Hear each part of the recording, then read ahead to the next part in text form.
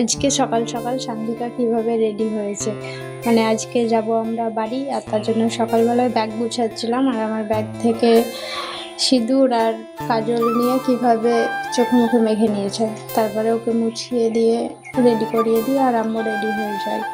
আর ready হয়ে টোটোতে করে চলে আসছি বাস স্ট্যান্ডে।